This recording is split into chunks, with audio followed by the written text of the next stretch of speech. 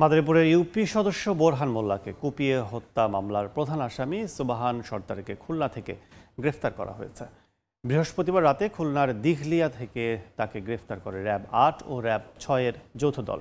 স্থানীয়রা জানান, মাদারীপুর সদরের চর ব্রাহ্মণ নদী এলাকার শিমুল সর্দারের সঙ্গে বিরোধ চলছিল ঝাউদি ইউনিয়নের ৩ নং ওয়ার্ডের ইউপি সদস্য বোরহান মোল্লার। ৫ এপ্রিল দুপুরে বোরহান মোল্লার ওপর হামলা চালায় শিমুল সর্দার ও তার লোকজন। এ সময় ধারালো অস্ত্র দিয়ে ইউপি সদস্যকে কুপিয়ে জখম করে হামলাকারীরা পালিয়ে যায়। পরে স্থানীয়রা বোরহানকে উদ্ধার করে মাদারীপুর ২৫০ শয্যা জেলা হাসপাতালে ভর্তি করে।